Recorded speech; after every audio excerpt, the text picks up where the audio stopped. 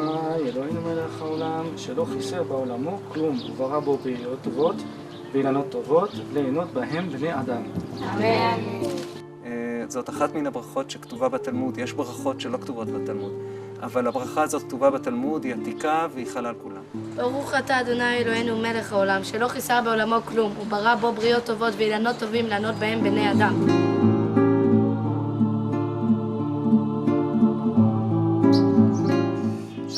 Birkat Ha'ilanot, c'est la bénédiction sur les arbres, est une bénédiction extrêmement particulière, elle relève de l'esthétique.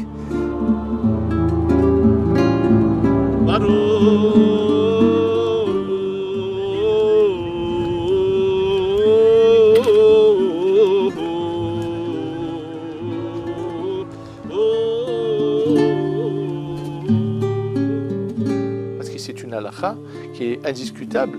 Simplement, elle s'était perdue par le fait qu'une grande partie des communautés vivaient dans les villes, où ils ne voyaient absolument pas d'arbres fruitiers.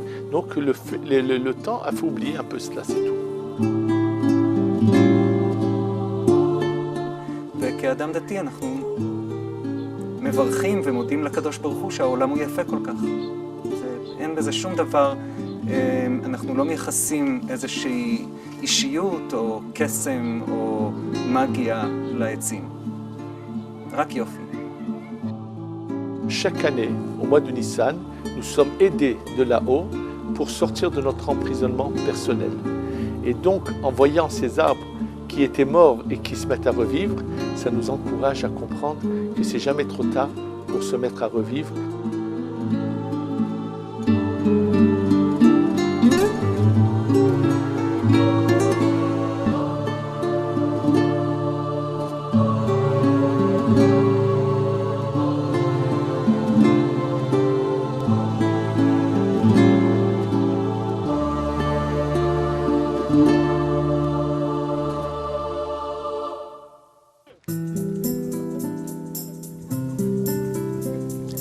Tous les ans, en Israël, à l'approche des fêtes de Pessah, des fidèles, isolés ou en groupe, des familles, des yeshivot ou des classes d'école, descendent dans la rue, dans les jardins, les champs ou les forêts, pour y faire une prière peu commune, Birkat Ha'ilanot, la prière des arbres, une tradition 2 fois millénaire qui avait disparu des communautés d'Europe et qui revit dans l'Israël d'aujourd'hui. 3 rabbins, aussi différents dans leur compréhension que dans leur vécu de cette prière, vont nous la faire découvrir. Commençons par le rabbin Uri Cherki, bien connu du public francophone de Jérusalem, mais surtout connu par le public international pour ses activités avec les Noachides de l'association Brit Olam.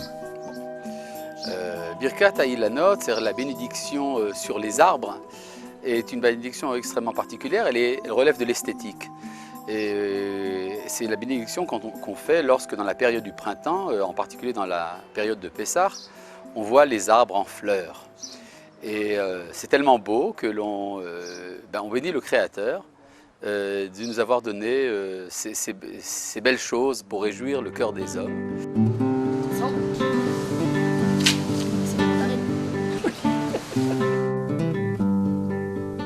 Le rabbin Isaac Lifshitz est docteur en philosophie et fait des recherches historiques pour l'université de Tel Aviv. ברכת האילנות זו ברכה שנמצאת בתוך מה שנקרא ברכות הראייה. יש כמה קבוצות של ברכות. ברכת הנהנים שמברכים כתגובה או תודה לקדוש ברוך הוא על הנאות שאנחנו נהנים. יש ברכות המצוות שאנחנו מברכים לפני שמקיימים מצווה. וברכות הראייה, כשאנחנו רואים מחזה, כשאנחנו רואים משהו יפה או לא, אנחנו מברכים עליו. ברכת האילנות היא מסוג של ברכות הראייה. תגידי אחריי. לא. הנה, פה. שלא חיסר בעולמו כלום, הוא ברא בו בריות טובות ואילנות טובות ליהנות בהם בני אדם. אמן. Ce n'est pas simplement pour les arbres qu'on fait des bénédictions d'esthétique. L'arbre est particulièrement beau quand il est en fleurs, et ça se passe au moment du printemps, mais il y a des beaux paysages sur lesquels nous avons également des bénédictions. Par exemple, lorsque nous avons un très beau paysage, il y a une bénédiction qui se fait toute l'année. année. Shekach halo be'olamo. Béni soit celui dont le monde est tel. De même, vous avez des bénédictions quand on voit une grande montagne ou un grand fleuve, des grands phénomènes de la nature. Eh bien, nous avons toute une série de bénédictions qui sont pour la plupart Oseh Maaseh Bereshit. Nous remercions celui qui a fait l'œuvre du commencement. Alors évidemment, toutes ces bénédictions n'ont pas cours si il s'agit d'une montagne artificielle ou d'une rivière déplacée ou bien de choses artificielles en général. Nous remercions l'auteur de la nature et donc nous parlons de lui lorsque nous rencontrons la nature à l'état brut. Pourtant, cette prière s'appelle la prière des arbres. On remercie Dieu pour les arbres. Oui, alors il y a une bénédiction particulière pour les arbres, de même que lorsque vous mangez des fruits. Alors si vous mangez un fruit, par exemple une pomme ou une orange ou une poire, eh bien vous avez une bénédiction particulière. S'il s'agit d'un légume, c'est une autre bénédiction. S'il s'agit de viande, d'œufs ou d'eau, tout simplement, eh bien vous avez une autre bénédiction. C'est-à-dire il y a quelque chose de particulier à être précis dans la bénédiction que nous faisons. C'est-à-dire plus nous sommes capables de faire le détail de ce que nous avons à louer l'Éternel, mieux c'est. C'est comme si vous aimez quelqu'un. Eh bien, vous aimez cette personne, vous faites le détail de ce que vous aimez en elle. Et bien de même, envers le Créateur du monde, nous avons une sorte de relation dialogale, une relation d'amour, qui fait que nous le louons pour chaque espèce en particulier. Étant donné que la bénédiction pour les arbres se fait, disons, en grande pompe, souvent avec un quorum de 10 personnes pour qu'il y ait un minyan, eh bien, ça a pris plus d'importance. Mais c'est vrai pour toutes les espèces de la création.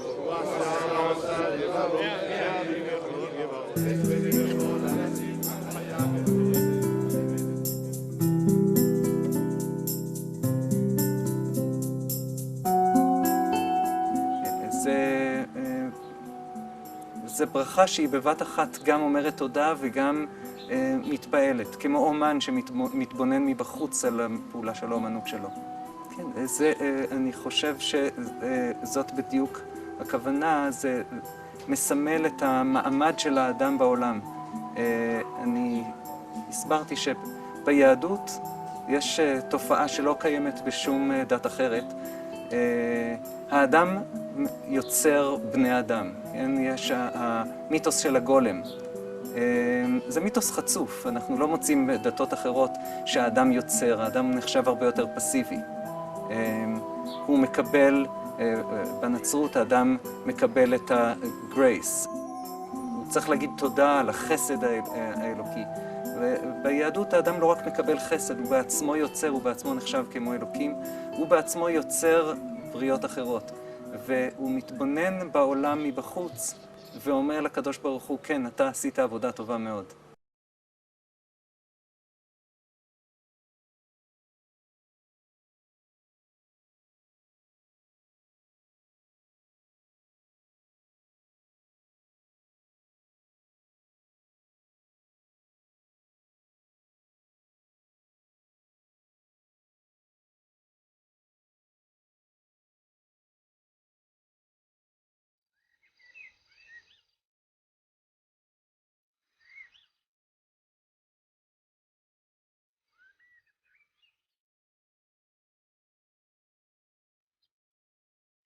C'est assez particulier parce que vous savez que la dimension esthétique dans la tradition juive est souvent mise à l'écart. Il y a une sorte de réticence par rapport à la beauté, par rapport aux choses de l'esthétique, pour une raison très simple, c'est que nous savons par expérience historique qu'il y a un lien entre la dimension esthétique et le paganisme, en particulier quand il s'agit de l'esthétique naturelle, ce qui nous vient de la nature, du monde sauvage. Et donc il y a une réticence, non pas que la tradition juive ignore que tout cela a été créé par Dieu, évidemment tout cela a été créé par Dieu, mais il y a toujours une sorte de réticence. Or, à la période de Pessah, c'est le moment, si vous voulez, de la plénitude, c'est le temps idéal pour l'identité d'Israël, et c'est le moment où le peuple juif sent qu'il peut en toute sécurité sortir dans la nature et remercier l'Éternel de nous avoir donné ce si beau monde.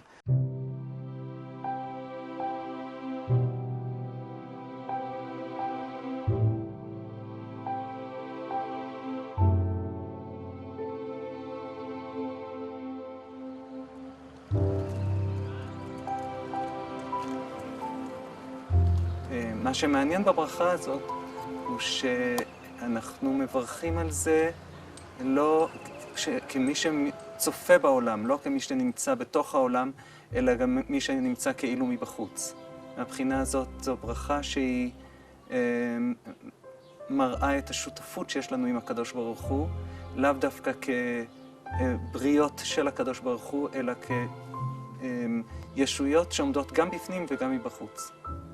Vous savez, il y a un texte surprenant dans le traité de Havot qui dit que celui qui fait son chemin et qui en route voit un beau champ ou un bel arbre et dit « Qu'est-ce que ce champ est beau, qu'est-ce que cet arbre est beau ?» Il est passible de son âme, Mitrayev Benafsho. Et c'est pour une raison très simple, c'est qu'il est en train d'étudier la Torah. Et lorsqu'on étudie la Torah et qu'on s'interrompt pour autre chose, ça veut dire que l'on méprise la Torah. Mais si on va a priori dans la nature pour rencontrer le Créateur du monde, évidemment, non seulement il n'y a pas de problème, mais cela fait partie de l'idéal d'unité enseigné par le monothéisme intégral du judaïsme. אנחנו מברכים שלא חיסר מעולמו כלום. זאת אומרת, אנחנו צופים על העולם מבחוץ. המדרש אומר שכאשר האדם נברא, הוא נתן שמות לכל הבריות, לכל בעלי החיים, משום שהוא לא נחשב רק כבריאה. האדם עומד בפנים ומבחוץ, בבת אחת. Quelle magnifique fille. C'est-à-dire qu'il y a un temps pour tout et que l'esthétique pour le peuple juif se fait justement précisément en Eretz Israël. Il y a une loi dans le Shulchan Aruch, qui a son origine dans la Mishnah, qui est qu'on doit veiller à l'ornement et à la beauté de la ville dans laquelle on habite. Par exemple, cela suppose que l'on n'a pas le droit de planter des arbres à côté de la muraille, que l'on doit avoir une décharge publique dans un endroit précis où les odeurs n'arrivent pas à la ville, et tant d'autres choses. Et les commentateurs du Talmud disent que ces lois n'ont cours pour nous autres, les Juifs, qu'en Eretz Israël et non pas en Chutz La'aretz. Mais je voudrais rajouter un point surprenant, c'est que Rabbi Yosef Karo, l'auteur du Shulchan Aruch, fait remarquer que même en Eretz Israël, ces lois n'ont cours que lorsque nous aurons le mérite d'en reprendre la possession, dit-il. Effectivement, depuis que nous avons repris la possession de notre terre, eh bien, la sensibilité pour la beauté de l'environnement, pour l'esthétique est quelque chose que l'on retrouve chez les Juifs.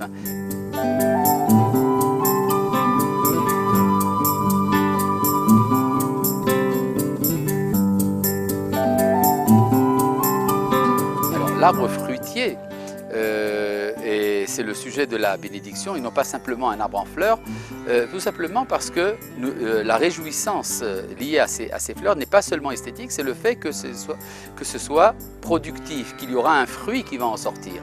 Vous connaissez l'importance de la reproduction croissée et multipliée dans la tradition juive, comme il est important de donner la vie. Or, un arbre qui donne la vie, ses fleurs sont annonciatrices d'un phénomène de vitalité, et donc c'est là que nous concentrons notre effort de remerciement.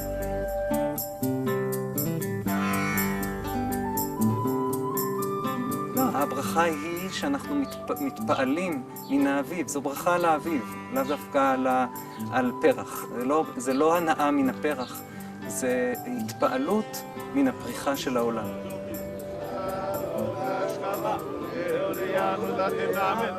Mais derrière cette prière se cache aussi une raison mystique assez surprenante que va nous révéler le kabbaliste David Cohen.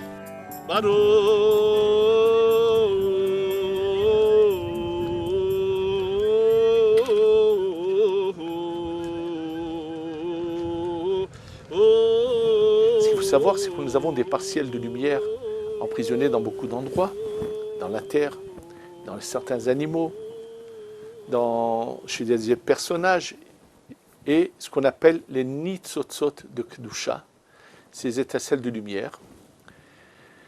Donc, pour nous, nous savons que le but de la création est de venir libérer. C'est-à-dire qu'au départ, des parcelles de lumière sont tombées dans différents lieux, et ce qui est notre devoir, à travers l'application des commandements de la Torah, c'est de pouvoir les récupérer et les refaire monter vers le haut. Si on devait rentrer dans les détails, pourquoi sont-elles tombées, quand ça s'est passé, ça nous ferait passer des heures de longs cours qui nous obligeraient à revenir à ce qui a précédé la création du monde. Et ce qu'il faut savoir, c'est par exemple ce texte dans la Gemara qui dit « Gadol yom akshamim ketriat hametim ». Il est grand le jour de la pluie comme la résurrection des morts. De nouveau, dans le pshat, ceux qui veulent s'attacher au texte n'ont aucune explication à cette phrase. Et là, le Rabbeinu Yosef Chaim, celui qui est appelé le Ben Ish Chai dans son commentaire sur la Gemara, dit oui, lorsque la pluie tombe, ça va faire sortir de la terre des espèces qui vont grandir et donc vont sortir de là des étincelles de lumière.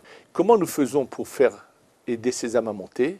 Il faut savoir que dans nos prières, nous faisons, pour à chaque fois que nous voulons faire monter quoi que ce soit de ces étincelles, on commence d'abord par faire descendre la lumière divine. C'est en faisant descendre, nous prions Dieu, nous demandons de répandre sa lumière divine jusqu'au plus bas. Et lorsque c'est comme un aimant, et lorsque la lumière divine se répand, descend en bas, elle donne la force à ce qui est en bas de monter.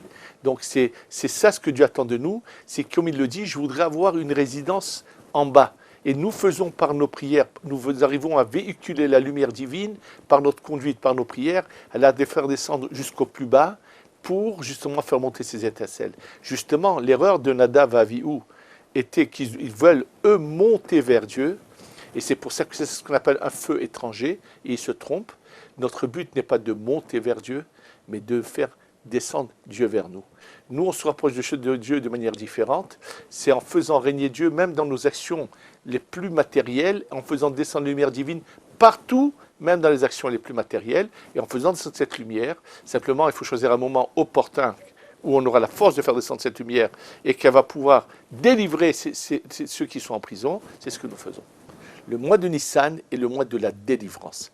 Donc, dans ce mois de délivrance, il se manifeste en voyant ces fleurs sortir. Nous savons qu'il y a des étincelles d'arbres fruitiers, des étincelles qui sont en grande partie bonnes, qui a juste un peu de mauvais dedans, sortent. Et par notre bracha, on va les aider à arriver à leur but, mais pas également qu'elles. Toutes les autres, c'est le moment opportun où également les âmes perdues dans la nature vont pouvoir sortir de leur emprisonnement et monter. Par le Kaddish, nous faisons exactement la même chose, c'est de faire descendre une lumière qui va prendre l'âme du défunt et l'aider à monter. Et c'est ce que nous faisons un peu dans la Birkat HaIlanot, où qui est sur la base des arbres fruitiers en fleurs, mais qui est aussi le corps. Et c'est pour ça que ce jour-là, nous faisons également des prières pour ceux qui ne sont pas encore arrivés à leur place, ou même s'ils sont déjà à leur place dans le Gan Eden, pour qu'ils puissent continuer à monter. Donc au même moment où nous faisons monter ces partiels de lumière, on veut aider les âmes qui ont besoin à monter de niveau.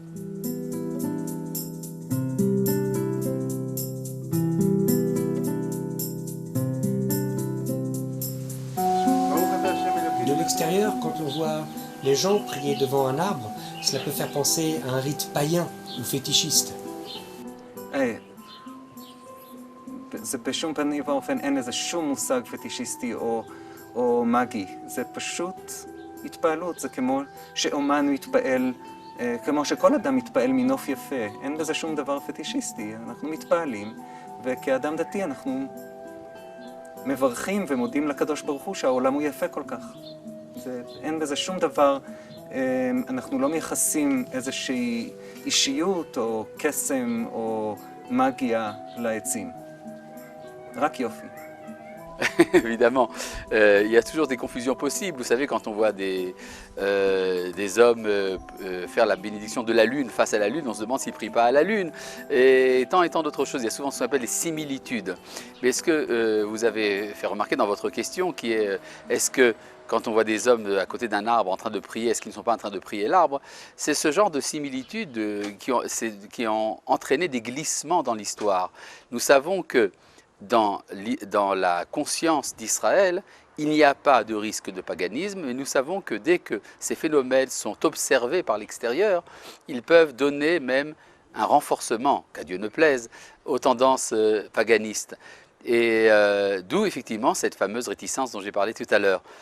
Vous savez que finalement, le monde de Dieu est un monde unique et que c'est quand on connaît le Créateur que l'on peut approcher sa nature. Si on ne connaît pas le Créateur et qu'on s'approche directement de la nature, alors effectivement, on peut tomber facilement dans le panthéisme, dans le paganisme et tant d'autres choses.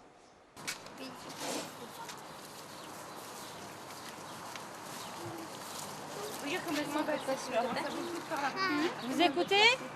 Viens, viens, couchez-vous. Baruch Melech Haolam, Shelo Chiser Beolamo Klum, Vebara Bo, Briot Tovot, Veilanot Tovot, Leanot Baem, Bnei Adam. Amen. Le texte de la bénédiction en hébreu, vous savez qu'il y a quelques petites variantes selon les différents rites, mais dans l'ensemble c'est comme cela. Baruch ata Hashem Elokeinu melech haolam, source de bénédiction, tu es éternel et roi du monde, notre Dieu roi du monde, Shelo chiser beolamo kelum, qui n'a fait rien manquer dans son monde, Uvarabo beriot tovot, et qui a créé de belles créatures, Veilanot tovim, et de beaux arbres, Lehanot bahem bene Adam, pour en faire jouir les fils de l'homme.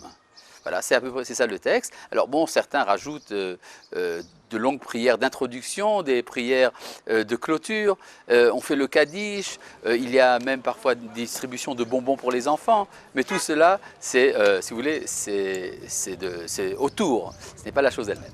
מלחניך אדוני אלוהינו ולא אבותינו, שתעלינו בשמחה לארצנו ותטענו בגבולנו, ושם נקיים מצוות תרומות ומעשרות וכל מצוות התלויות בארץ אשר הנחלת לאבותינו.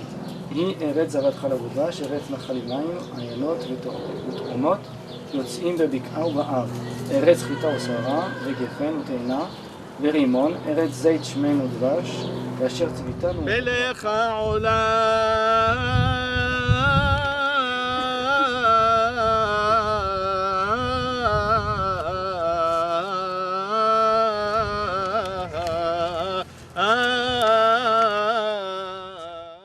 Ce qu'il faut savoir, c'est que, comme l'a dit le Gaon de Vilna, la musique est la deuxième force après celle de la Torah.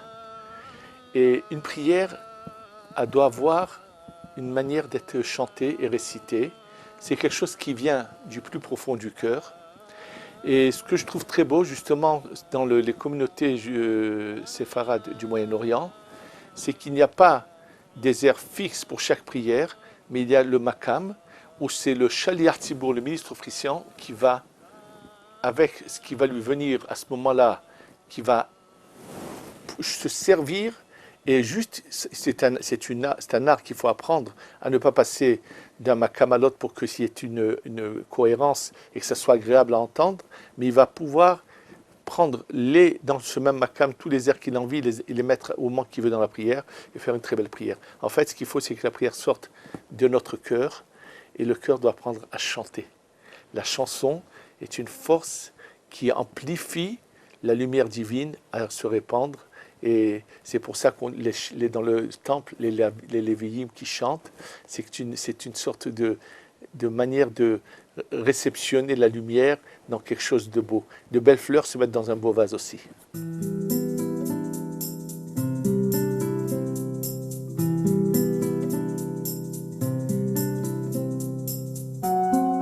Alors, les lois de cette mitzvah, les lois sont très simples. On attend en général le mois de Nissan, bien que le texte talmudique qui en parle, il parle de la période de Nissan. Mais on attend le mois de Nissan, qui est le mois de la fête de Pessah, le mois du printemps. Et alors, on sort dans la nature et on cherche au moins 2 arbres, puisque la bénédiction parle des arbres, des beaux arbres, donc il en faut au moins 2. Certains ne veulent pas faire cette bénédiction si l'arbre est un arbre greffé, parce que la greffe est interdite selon la loi juive. Mais d'autres n'en tiennent pas compte, c'est l'opinion en général courante. Il faut le faire juste uniquement quand l'arbre est en fleurs. Il y a déjà même des arbres qui ont commencé à avoir des petits fruits qui sortent. Dans ce cas-là, ils sont inaptes à cette bénédiction. Certains préfèrent faire cette bénédiction dans la nature véritable, pas simplement dans un jardin privé ou bien dans un coin de rue, mais vraiment sortir dans les montagnes, dans les champs et vraiment voir là-bas la nature à l'état originel, à l'état brut. C'est pour ça que certains attendent que justement le lendemain du Seder, pendant la période dite de Chol HaMoed, dans laquelle on fait des promenades dans la nature et là-bas on fait cette bénédiction.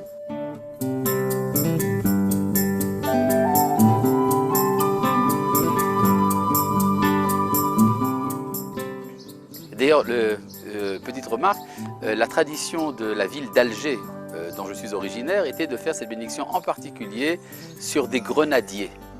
Le grenadier représente la particularité du peuple d'Israël qui est rempli de mitzvot, de commandements, comme la grenade est pleine de grains. Traditionnellement, on dit qu'il y a 613 grains dans une grenade. Essayez de compter, peut-être que ça sortira.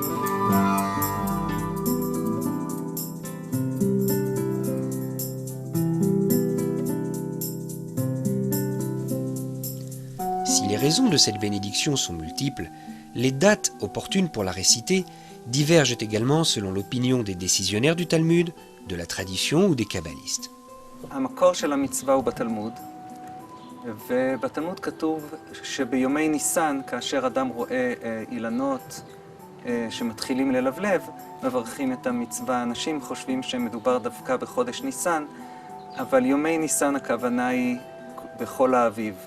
האביב זה בעצם 3 חודשים, ומתחיל בעצם ממרץ ועד כמעט עד יוני. בזמן שבו העצים מתחילים בארץ ישראל, שמתחילים ללבלב, שיש עלים על העצים. Donc la prière pourrait se faire en fait tout le printemps. Oui. כן. Mais selon les kabbalistes, c'est que le mois de Nissan. Après le mois de Nissan, il n'y a aucun sens à faire cette bracha. Et comme je l'ai déjà dit, les décisionnaires qui vont pas sur la Kabbalah, eux pensent que c'est au-delà du mois de Nissan, mais ce qui est naturellement n'est pas en accord avec la Kabbalah. Je pensais que la tradition était de faire cela plutôt à Rosh Chodesh. Alors justement, certains disent que, étant donné qu'il faut faire la bénédiction le plus tôt possible, alors à Rosh Chodesh, dès le premier du mois, on le fait. Mais en Afrique du Nord, la bénédiction se faisait pendant la fête de Pessah. Là maintenant, vous me filmez pendant la fête de Pessah. Je n'ai pas encore fait cette bénédiction, j'attends d'aller me promener pour la faire. אפשר לעשות בכל האביב, לא צריכים דווקא בהתחלה. זה בדיוק מה שאמרתי, הברכה לא מכוונת דווקא בראש חודש ניסן, הכוונה היא בכל האביב. Tout le monde est unanime qu'il est impossible de réciter cette bénédiction sur les arbres en fleurs avant le mois de Nissan.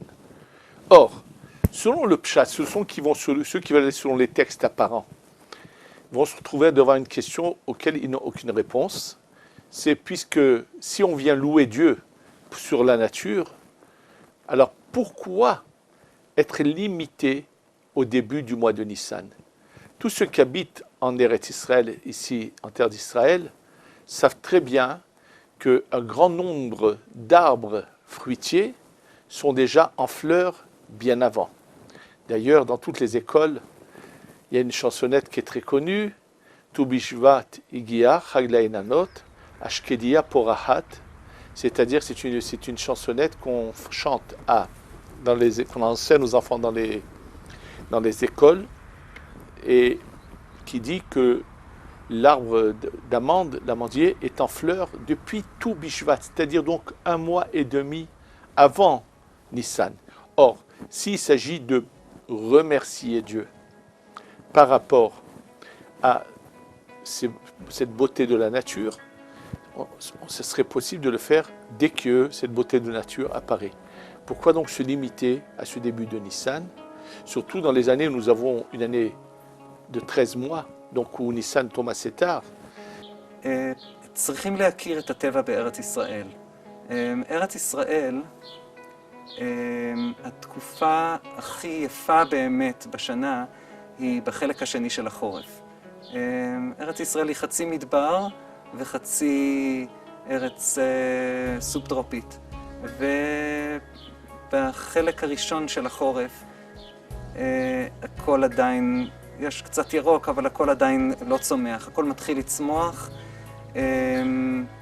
בין ינואר, פברואר עדיין פורחים פרחים. העצים הארץ ישראליים, המקוריים, פורחים בדיוק בתקופה הזאת. זאת אומרת, יש לזה סיבה בוטנית, חקלאית. וט"ו בשבט זה הזמן שבו הדברים מתחילים לצמוח, אבל הפריחה של העצים, יש לנו כאן כמה עצים, למשל עץ הרימון, שהוא מוזכר בתורה, עכשיו הוא פורח. זאת בדיוק התקופה המתאימה, ולכן התלמוד מדבר על יומי ניסן. אם היינו באוסטרליה, זה היה בדיוק בצד השני של השנה, אבל בארץ ישראל זאת התקופה. באירופה זה מאוחר יותר, אבל בארץ ישראל זה הזמן. זה פשוט סיבה בוטנית. En ce qui concerne la fin du mois de Nissan, effectivement, il y a là une contradiction entre les décisionnaires qui vont selon le Pshat, qui eux disent qu'on peut dépasser le mois de Nissan pour faire cette bracha, et l'opinion des kabbalistes, qui est mentionnée par le Chida, qui lui dit qu'une fois que le mois de Nissan est dépassé, plus question de faire cette bracha. Donc, étant donné qu'eux pensent que ça peut dépasser Nissan, donc il n'y aurait pas de gros problème. Mais s'il s'agit uniquement de remercier Dieu pour sa nature, alors pourquoi particulièrement sur les arbres, qu'est-ce qu'il y aurait de particulier?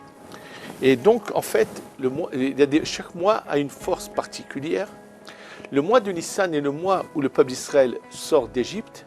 C'est le mois où les premières étincelles, qui sont des âmes, vont se débarrasser de leur clipa, de leur enveloppe, du mal. Elles étaient vraiment avalées par le peuple égyptien.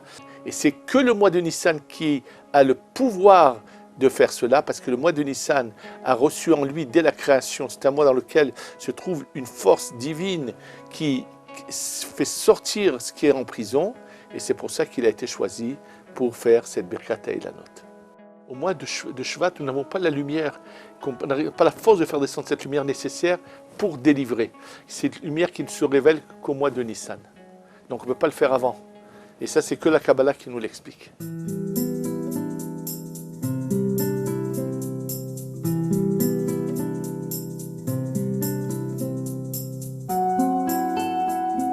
Cette prière est déjà mentionnée dans le Talmud.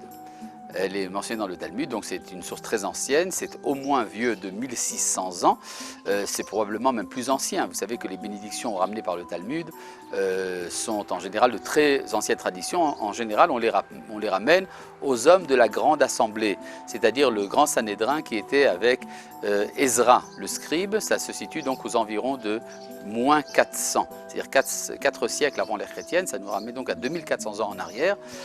Et puis c'est ramené par la suite dans le texte, dans le code de Maïmonide, dans le Shulchan Aruch et dans les écrits modernes évidemment. Apparemment, elle a existé depuis le moment où Moshe Rabbeinu a reçu la Torah. Simplement, ce qu'il faut savoir, c'est comment était-elle récitée, de quelle manière. N'oublions pas qu'avant que les Anshe Knesset Agdola, ceux qui ont rédigé la Tfila, il y avait un peu, chacun improvisait sa prière. Donc, on ne pouvait pas savoir de quelle manière ça a été fait, mais il est clair qu'une fois que ça a été instauré, bien sûr, dans le cadre de tout ce qu'ont instauré les Anshe Knesset Agdola, puisque aucune bracha ne peut être récitée si ça n'a pas été instauré par les Anshe Knesset Agdola, qui sont essentiellement de la période qui précède le deuxième temple, puisque le dernier des Anshe Knesset Agdola, ça va être Shimon HaTzadik, qui est le Kohen Gadol, qui se trouve au début du deuxième temple, mais qui est le dernier des membres du Anshe Knesset Agdola. Pratique-t-on cette prière dans toutes les communautés juives? כמובן אין פה שום הבדל בין שום עדה בין היהודים, משום שהמקור הוא תלמודי. כשהמקור הוא תלמודי אין עליו ויכוח. זה חל על כולם, זה לא רק מנהג. זאת אחת מן הברכות שכתובה בתלמוד. יש ברכות שלא כתובות בתלמוד. אבל הברכה הזאת כתובה בתלמוד, היא עתיקה והיא חלה על כולם. Pourtant, cela semble être une mitzvah moins connue du grand public. התלמוד אומר שאפילו הספר תורה שנמצא בבית המקדש צריך מזל. אז יש מצוות עם יותר יחסי ציבור מדי פעם, אבל אני שמח שיש לזה הרבה יחסי ציבור, אבל... Elle est si peu connue parce que tout simplement, n'oublions pas qu'une grande partie du peuple d'Israël a vécu en Europe. Or, en Europe de l'Est, d'abord ceux qui vivaient dans les villes ne voyaient pas du tout de jardin en fleurs, et même ceux qui vivaient dans les campagnes, vu le froid, il est souvent, à cette époque de l'année, on ne voyait pas d'arbres en fleurs pour faire cette bracha. Donc c'est le lieu de résidence qui a été la cause. La chance qu'on a en Eretz Israël, c'est que la tradition a toujours continué et surtout les Mekoubalim ont tenu à mettre de l'ampleur à cette tradition qui vient de Anshe Knesset Agdola. Et c'est pour ça que ça s'est perpétué ici. Mais aujourd'hui, même le monde ashkénaze tous la font parce que c'est une halakha qui est indiscutable. Simplement, elle s'était perdue par le fait qu'une grande partie des communautés vivaient dans les villes où ils ne voyaient absolument pas d'arbres fruitiers. Donc le temps a fait oublier un peu cela, c'est tout.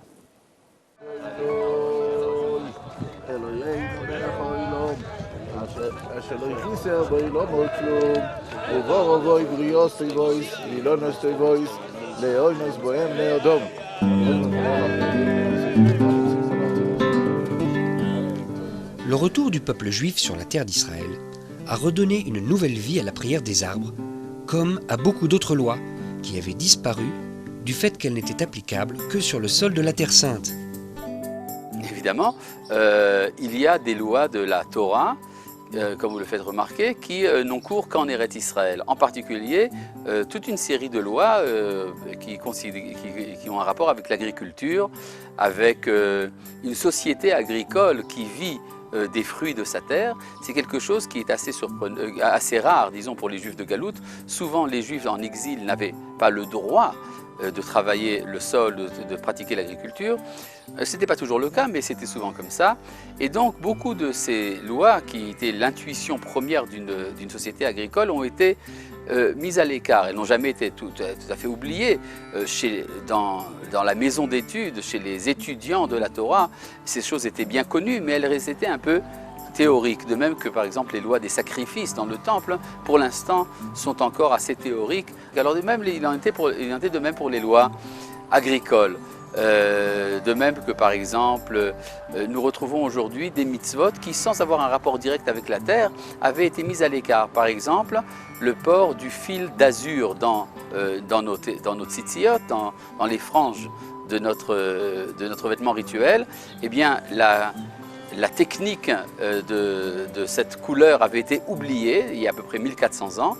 Et aujourd'hui, eh bien, cette technique a été retrouvée. Et donc, il y a même un élément esthétique qui se lie aux vêtements du juif. Par exemple, vous pouvez voir sur mon tzitzit, il y a ce fil d'azur. Je ne sais pas si vous avez arrivé à le prendre avec la caméra. Ce fil d'azur qui est fait à partir d'un coquillage dont l'élevage avait été délaissé dans la région de Tyr il y a 1400 ans et puis qui aujourd'hui revient. Vous voyez donc que le retour à la terre d'Israël n'est pas simplement un déplacement géographique, ni simplement un phénomène d'émigration, c'est également un phénomène de retrouvailles avec la plénitude des mitzvot de la Torah dans toute leur perfection. Mais ce retour sur la terre d'Israël n'est pas que la raison de la résurrection de lois et pratiques disparues. Il est aussi l'expression d'une certaine sainteté de la nature, d'où cette prière des arbres. Effectivement, c'est en Israël que nous en sommes plus conscients. Il y a une sorte de retour à la sainteté de la nature lorsque nous avons le retour en Eretz Israël. Et là, vous abordez en fait, en filigrane, un thème extrêmement important qui est ce qu'on appelle, entre autres dans la terminologie du Rav Kook, la sainteté de la nature. Vous savez que sainteté et nature sont en général des opposés. Pour accéder à la sainteté, il faut se détacher de la nature. C'est vrai au niveau de l'identité morale de l'homme. L'homme, pour pleinement accomplir son identité morale, doit faire un effort de se désengluer de la nature et de se rapprocher des valeurs morales qui sont la profondeur de l'homme. Mais nous savons également, par tradition, que la sainteté se cache dans les profondeurs de la nature aussi. Seulement nous savons que lorsque dans la civilisation des nations.